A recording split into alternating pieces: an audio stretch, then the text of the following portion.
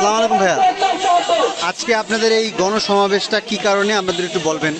বিশ্বে আপনারা জানেন যে ইসরায়েল আমাদের নিরস্ত্র নিরীহ ফিলিস্তিনির উপরে তারা যে অত্যাচার করছে, তাদেরকে দ্বিতীয় বিশ্বযুদ্ধের পরে বিশ্বের কোথাও যখন ঠাঁই দেওয়া হচ্ছিল না, তখন আমাদের ফিলিস্তিনি মুসলমান ভাইয়েরা তাদেরকে আশ্রয় দিয়েছিল।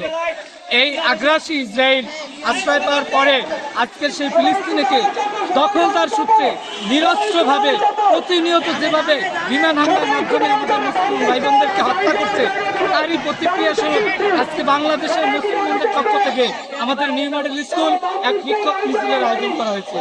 এই মিছিলের মাধ্যমে আমরা এটা বার্তা দিচ্ছি, আমরা আমাদের মুসলমান ভাই বোনদের পাশে আছি এবং পাশাপাশি লেবাননের উপরে নির্বিচারে যুক্তরাজ্যের সহায়তায় এই যে ইসরায়েল যে আগ্রাসন চালাচ্ছে, দখলদার ইসরায়েল, তারই প্রতিবাদ স্বরূপ আজকের এই বিক্ষোভ আয়োজন। আমরা মুসলমান বিশ্বে একত্রতা ঘোষণা করছি, পাশাপাশি নিপীড়িত নির্যাতিত ইসরায়েলের যে অত্যাচার তার বিরুদ্ধে তীব্র প্রতিবাদ এবং নিন্দা জানাচ্ছি। আমরা আপনাদের মাধ্যমে সারা বাংলাদেশে নয়, গোটা বিশ্বের মুসলমানদের কাছে পৌঁছে দিতে চাই। আজকে ছাত্র সমাজ জেগেছে, ছাত্ররা জেগে উঠেছে।